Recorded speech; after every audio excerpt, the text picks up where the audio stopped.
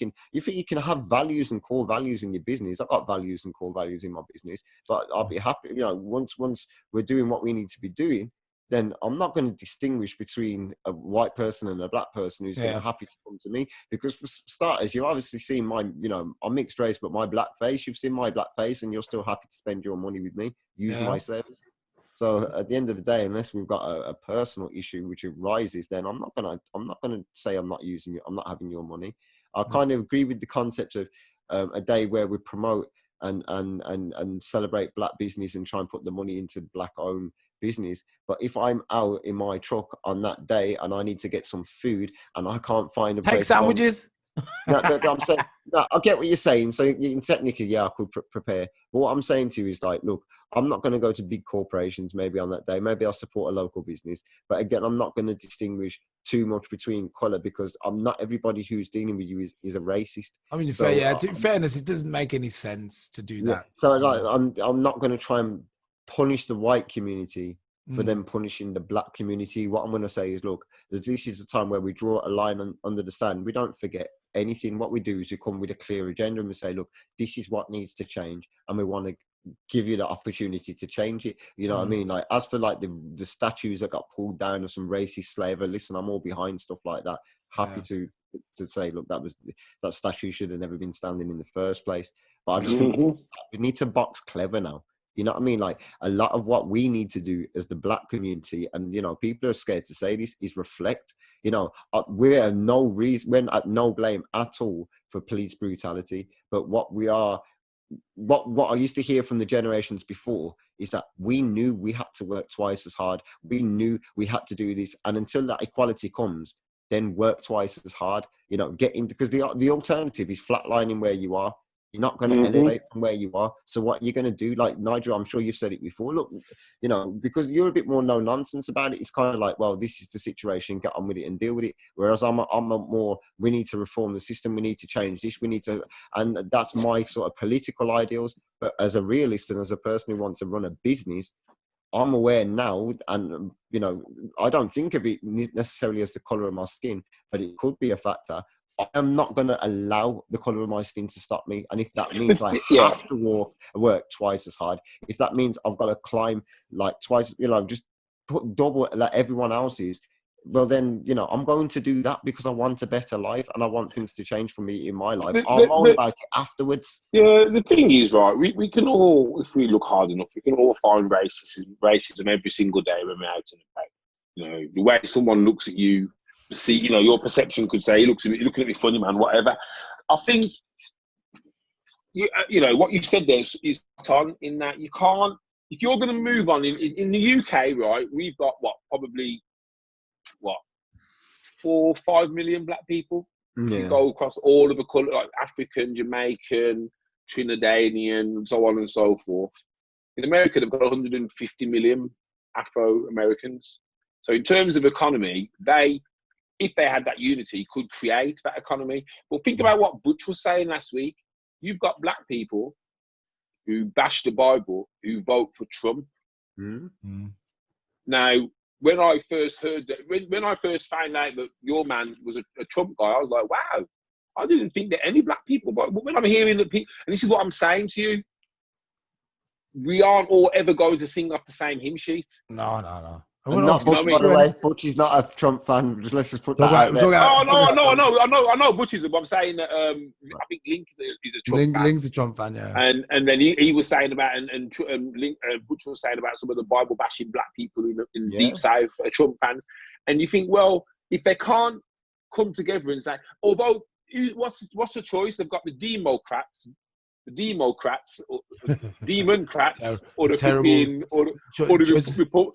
the Republic clan. And my man put it, but they haven't got no choice. But if they was to say, I tell you what, all 150 million of us are going to put our vote behind a brand new party, boom, but they won't do it. Because, well, he believes in abortion, he doesn't believe in abortion. He believes in God, he doesn't believe in God.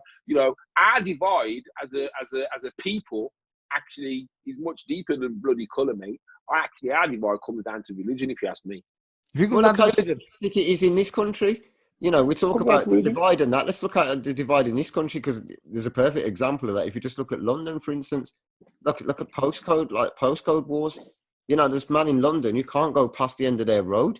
Same as in Jamaica and everything like that. You know what I mean? Because the crime that's between black on blacks and everything like that. Oh, where you from? You know, I'm from Tottenham. Where you from? I'm from Hackney. All right, then we must kill you for that. You know, it's just getting stupid.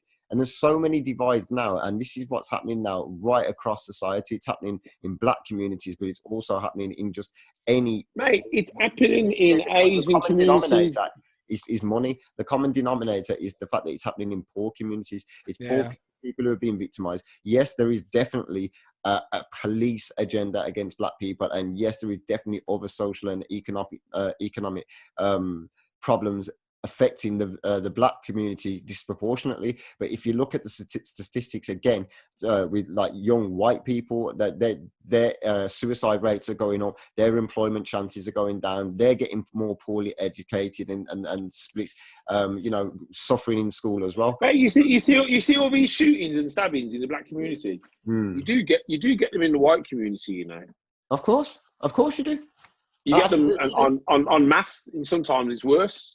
Yeah, but they don't want to tell you that a lot of the time, because that, you know, what you have to do is you have to paint black people out to be thugs. So if they're always fighting each other and they just literally cannot hold their emotions, and they're just going around stabbing, shooting, and killing, and it's again the thing before George Floyd, because you think about it, most of the colour stuff when it comes to race does come from America. But before George, when was the last time something happened in this country? With like police brutality, but we can kind of remember. Wasn't that thing on? That wasn't the black guy though. The one on the London Bridge. Wasn't that the London Bridge shooting? Yeah. Shot the guy. I can't. I've done about that. I've done about the London one. I don't know if it was a black guy though. No, I mean, I couldn't tell you. I mean, like, this is what I'm saying. Like the amount of people who have died in custody in the UK, I think since the 90s. Was about 400 and something or something. I think it was in the hundreds anyway. I think it was sort of mid-hundreds. Black people. I think I think so. I don't know if it wasn't. You were 400. I'll tell you what. If it was 400, we'd be able to. I think it's now. No, we're talking from the 90s, like, so we're talking about obviously about 30 years or something anyway. Yeah, but even that's still 20 a year, mate. You'd have an inquest. No, that's what I'm saying. I don't think it is just black people. You'll have to have a look. Can you get the figures up? For what?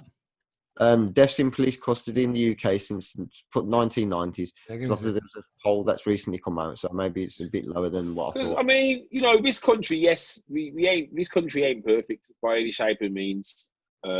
Wayne seems to think it's more racist than what I see it as. The problem that you've got, not you've got, anyone's got though, Nigel, is that we can be honest about our experiences. Like, I watched an interview with Lil Wayne, and he was saying, like, literally he'd never suffered racism in his life, and that is some people's experience. But we've got to think that we are kind of blessed that we are in a melting pot anyway, being in Birmingham.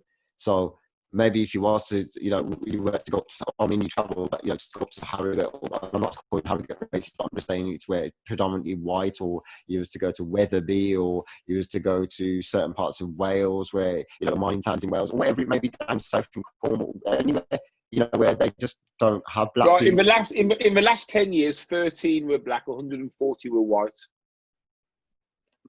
In the UK. The thing is, you got to look at the population too. Killed in police custody.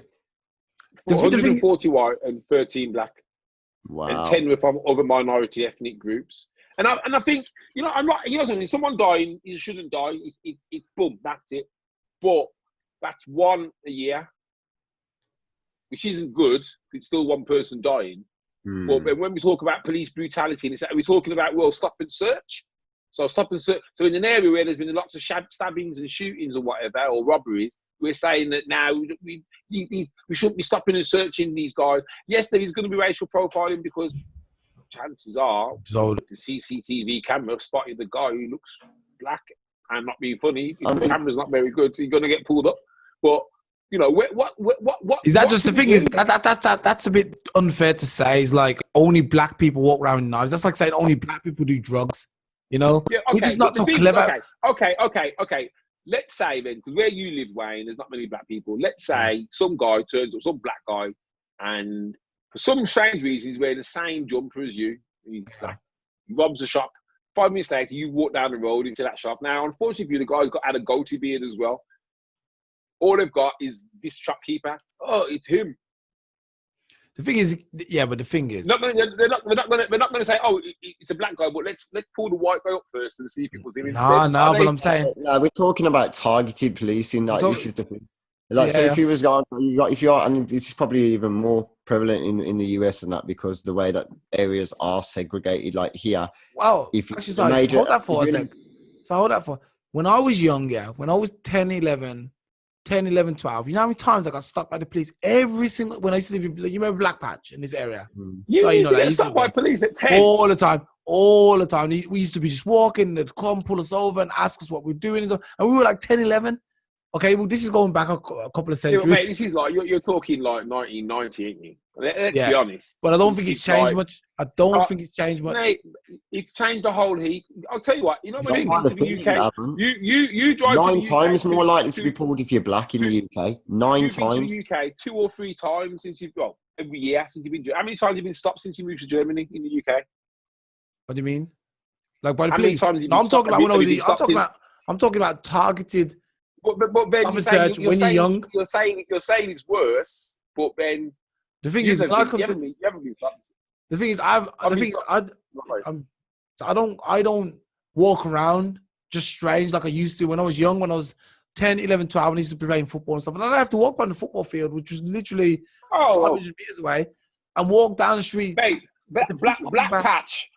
There's a reason you got stopped when you was walking around Black Patch, mate. Yeah, but- And I yeah, know I mean- that.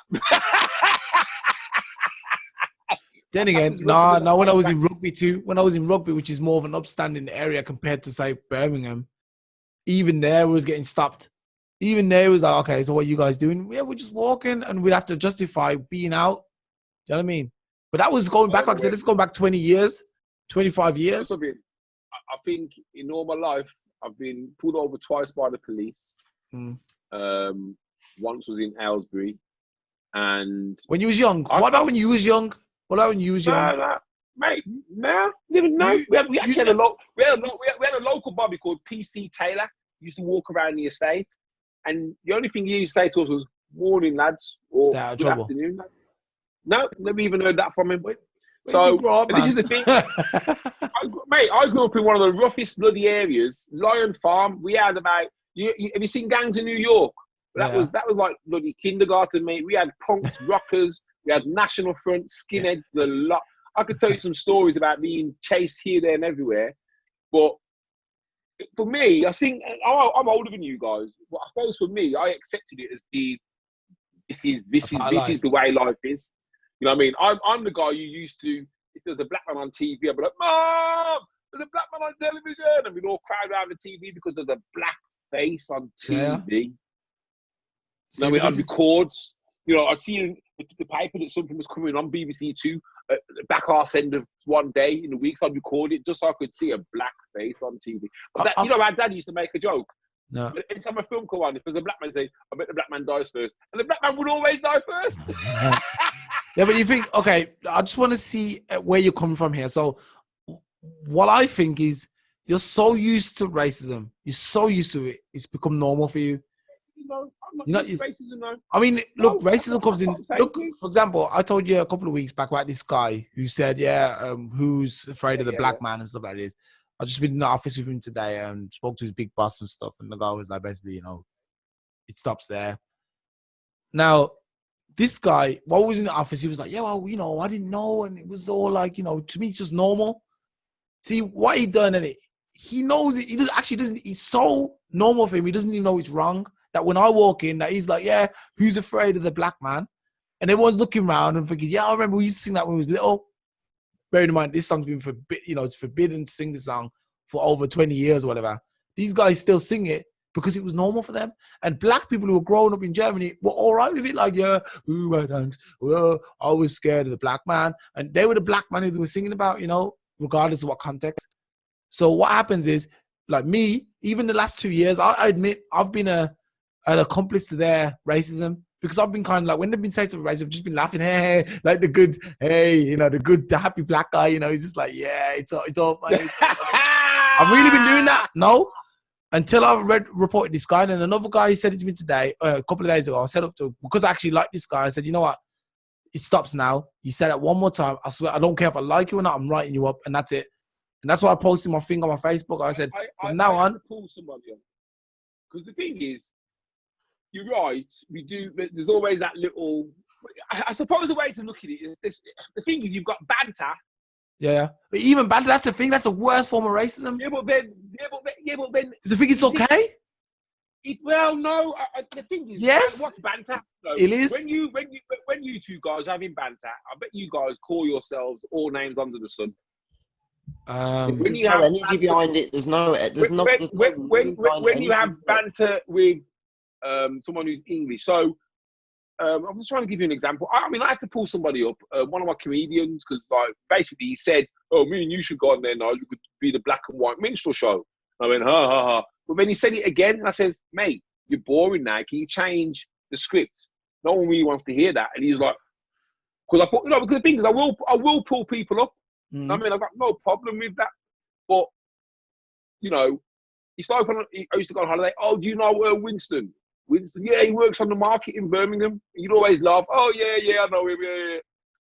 Who the hell's Winston? How many black people are in Birmingham? Think how many old? There's two of us, and he lives next door to me. I know you're supposed to be laughing. No, I think. I don't know. Maybe I've just been lucky, mate. I mean, I've you normalised to it. That's it. You don't see it. You see it as banter. The thing is, I've stopped seeing it as banter now. I'm like, hold on a minute. I'm not normalised to it. I just don't see it. I don't kind of every opportunity to see racism. I don't bother looking for it, because the thing is, I can either spend my whole day and my whole week being angry, because if you wanted to find racism, you can find it everywhere you look. But don't you think though, Nige, just to challenge that though, don't you think that's how it seeps more into the society, as in society anyway? Because it's too many sideward glancing people who just can't, you know, don't have the. It's like, you know, when you're in a relationship. Yeah, but how? Well, okay. So how do you fix it then? This is what I'm saying. You stop it, man. You say, look, I'm not playing with this. But how do you stop it? Listen, there's going to be a variety of things. It depends on what level you're talking about. If you're talking about individually and you're in front of somebody, then you challenge them. You challenge any form of racism with somebody. Which I've done, yeah. Yeah, so it depends on what kind. Like you've just said, there's people who've got bants and you can kind of shrug it off and everything. But then sometimes it's a little bit more incendiary, and people actually are trying to leave little, like say, plant little. Oh no! No one said anything. No one's ever said anything incendiary to me, because obviously that's a different. But I mean, like, it's you know, like people. It's like you, Simon. You work in a white environment with truckers and everything else. I'm sure you've heard. Oh. It's chalky, or I was trying to think of an example of what they've bloody. Oh, you do with bands, like, you can see it either way. Like, I'll be honest to you now, and I'm going to be completely frank in this. I know I've bust racial jokes, like not behind somebody's back to the person. So I've talked around to my Polish friend, said, "Oh yeah, coming over here taking our jobs," and I've meant it as a joke, but he said to me as well. You know what I mean? So it's and that's the thing. And this is the thing is where do you say? Okay, we're either never going to get on because you. Is that the only thing that made people get on? But listen, it's as simple as this. No. Look, what you say is you're obviously we're really social animals, man. We know how to interact with people. We know how to judge what somebody's saying. If I turn around now and I'm going to call you a coon, say for instance, yeah, you're going to take it one way or the other. And if you have a bad reaction to it, you're going to react a certain way. I'm only going to take it one way. Exactly. So that's going to teach me now. But mate, sorry. That's the same for me when I hear the N-word from a white person, black person, Indian person, or Chinese person. Exactly. So you're going to have your triggers, and this is what I'm saying. Mate, and that's a huge trigger for me. Yeah. I think we have this misguided thing that, yeah, man, we've claimed that word back. No, we haven't. No, we didn't. We haven't claimed that word back. Because you never hear the Asian man calling each other Paki. You never hear the white man say, hey, honky brother. But we've so ingrained that word in our... And if you think about it, to me, that word is derogatory. So if that's how someone greets you, for me, you already start on a back step. You ain't starting on the same level. Completely. You're starting on a back step. You're like, hold on a second. What? Because if a white guy was to say that in the same, to you, you'd box him up.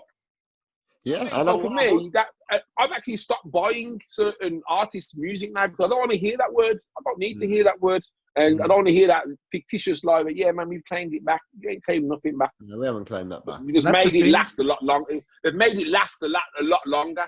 They should have. That's the thing, and that's another thing. What I mean by normalizing it. People, like I'll have a lot of people in Germany. Like I tell you some racist things they say, which might not seem that bad, but is. They'll be like, they'll look as I come into my car or whatever, and be like, oh, we didn't see you there, or turn the lights on so we can see you. This might not seem harmful, but really they're reminding me that I'm just a color. I'm not a human. The guy said to my work colleague the other day, he was like, look, the guy said to the guy I was working with the other day, he was like, who you driving with? You driving with the black guy again?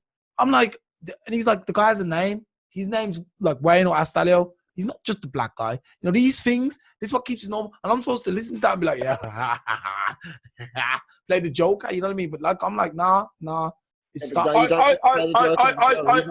think where you are, because obviously you're in Germany, mate. We're in the UK. We're in Birmingham, multicultural heaven.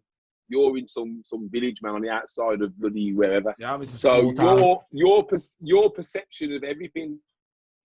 You ain't in. I know, obviously, you say, yeah, man, the UK, this, UK, that, but you're not in the UK. Now you're so your perception of everything is going to be magnified. I don't think you'd have to go too far, though. I don't think you'd have to go too far, though, to find that behavior in the UK. Mate, there's racists around there. Mate, there's racists. Comments to see. There's racists on every street, but you know something? I don't care because they ain't bothering me. Maybe you should care. That's the thing. It's people like you who doesn't care, and then everyone's just like, yeah, well, you don't care. So he's on our side. But what do you want me to do? Go and beat them up? No, end up in prison because someone said, educate. Nah, I think like the problem is more the pessimism. Like, we can't do anything about it, so just leave it as it is. Don't be apathetic about it. Anyway, that doesn't carry anybody forward, and I think how do you? I'm saying to you, there's people on every street who are racist. How do you change them? I'm really interested to know. Like, I love that thing. What was it when I can't remember what film it was where somebody says you can't change everything, and the guy's walking down the beach and there's like, I don't know, a turtle struggling or something, and he throws one back into into the water, and he says, like, you can't save everyone, but you help that one. And I think this is how we change things in life. Yeah, one by one person at a time. If we decided, in fact, if life itself was one big battle, you know what I mean, to get everything you want, like, so you come out, you graduate as an 18-year-old, and then you fight one massive fight against every foe you'll ever fight in your life, and then you can have a life of peace. We'd all choose it, but we can't. Our battles come to us as. Do you know how you change the world? One person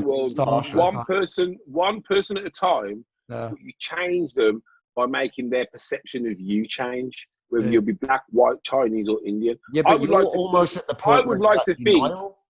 I would like to think that in my life, I have changed people's perceptions of black people. I know I have. About the way you the way you carry yourself. You got great character. Obviously, you're charismatic. You got all these things. But this from the social side, from me looking at you, like dealing with like black issues, it's almost like you're turning the other cheek and just not looking, because you're not doing what you say you're doing while you're saying, oh, I'm not looking for it. You're doing the opposite. You're literally doing the opposite. Personal thing, like, you are going so far. I'm not ignoring it though. You guys are living in a harsher world than me, man. I live in the world that I lived in. When I got my license, I got pulled over 11 times in 9 weeks, bro. And that's like a complete. That's what I'm saying. You guys are living in a harsher world than me. Then that's all I can say. A lot harsher, but it's not. It doesn't stop there, like you say. It comes to the way I've been treated by employers. It comes right, and people having problems. Teachers having problems with me at school. Oh, I've had employers. I've had a teacher tell me that. I've had a teacher tell me my forefathers were slaves.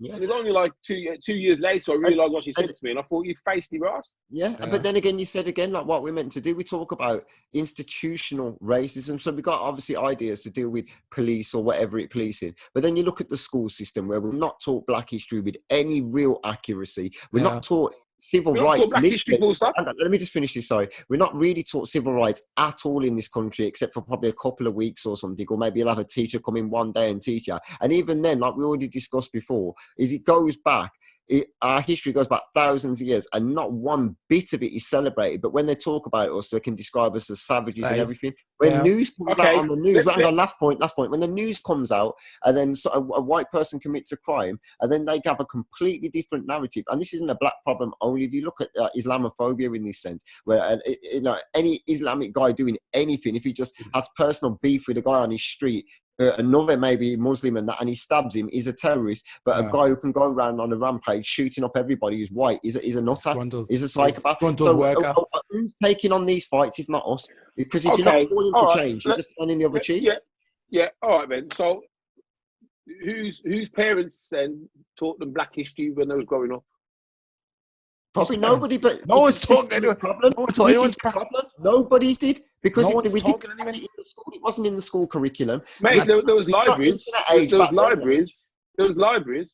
Yeah, there was libraries and that. But like I say, when back in them days now, what was the people's fight? Was it to go out there and learn black history, or was it to get their head down and try and get away in this country? If we're talking to talk about first and second generation, the thing is though, if you think that our problems stem from such a long time back, surely making a start at any time in the last 100 years with things like that, where the community did say, look, let's make sure our kids know where they're coming from, what they're about, what they've achieved. I think black people are severely undereducated in that department. I think if you try and go back, you can't even go back 100 years because for the last 60 of those, you were still quite oppressed. So you was trying to learn, but they weren't allowing you to learn. You know what I mean? Like in America and stuff. So basically what you're saying is we should take the last 40 years and the people who are born pre-40 years, you can write them off. And anyone who's born like our age group, our generation, we can now learn. We're smart enough to learn and try to educate our people. So we're still in our infancy. So even saying that, you know what I mean? We're still behind in the race. That's what you need to recognize. 400 years of oppression, bro. Like I said to you, mate. Got taught the history. So that's 400 years of this is ingrained. Yeah. You ain't gonna solve it in one day. You ain't gonna solve this. This ain't gonna get solved. This ain't gonna get solved in our generation or even the next generation. So when the thing is, mate, the thing is, as long as there's difference, it weren't that long ago, mate. If you had bloody mental health and mental illness, they'd lock you up in a home and you'll be seen again. You know what I mean? As long as people are different, there will always be a reason to say, "Oh, they can't have." Okay, I mean? Are we still different? Can I ask you one question then? In that system, because like, look, people are still discriminated against, obviously, but then like there's become policies that are meant to protect them. So you look at the LGBTQ community or whatever it is, they've been given. They haven't been given special status, but they've been given. They've come up on par when it comes to like the way that they could be treated. But people will still call them all the names under the sun. They ain't gonna just because they've got some status. That doesn't mean that, man. You know what I mean? People are still going to call them whatever they want to call it. Oh, well, we've had an act of parliament, and people are still going to abuse them. Some act in parliament ain't going to change nothing. It ain't going to change a thing. And that's where we go back to education. People need to be educated properly. You know, I had this idea once, and I know it's really stupid. And I mean, it's stupid now because don't say an idea is stupid before you tell us the idea. No. I mean, it's stupid to say now because we've already missed the boat. But what I always suggested in a video I did on YouTube was that every single teenager in England, and I don't care how to do it, they should just do it because if they need money, they can print it. They send them abroad into an African country or an Indian country or a country which is not the same as theirs, and get them to live there for a year. And believe me, when they come back, there'll be no racism. Do that for 2 generations. That's called a gap year, mate. Yeah, a gap year. Yeah, but no. How many people go to? Do you know anyone on a gap year? I don't know. Nobody went on a gap year. Nobody. The thing is, right? That's too simple. Oh yeah, it's not simple. That's black people. Sometimes it's the simple things that bring us further. I guarantee you. Look. I've met a lot of Americans and a lot of subsequently a lot of American white people too. American black people and white people from the army where I used to live in Wiesbaden. I met a white guy and he told me, you know, he was from South. So when I was a South man, I used to hate black people and stuff. I was raised up in all these guys. I was proper like clan. He said, only when I came to Germany and met black people in the army, I realized what the hell was this and completely changed. I speak to him for hours, man. He was such a cool guy. And he admitted to me, he confessed to me that he was a racist and a Nazi guy, not a Nazi, a Klan member. I met black people who come from America and they're like, I can't go back to America, man. I've lived here now, and I like mixing with people, and everything's all cool. You know what I mean? And I see what it is. You know, if they never came to Germany and stayed in America, they wouldn't get any further. You know what I mean? They would be like, yeah, okay, I'm staying with my black people. I'll probably end up in prison or in a gang. You know what I mean?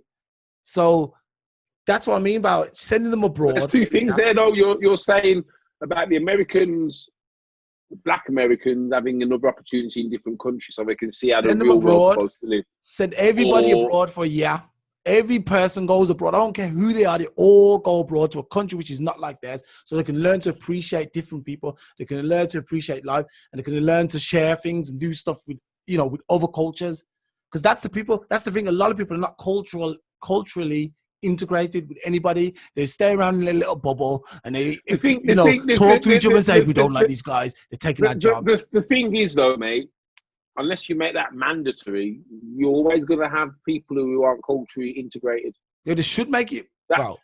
Yeah, but you can't. But the thing, you know, okay, you know, look at some of the communities in the UK where, you know, they're their own community, and they've decided they ain't going to get fully immersed in society and everything else. You know, you can't kind of force people to do something they don't want to do.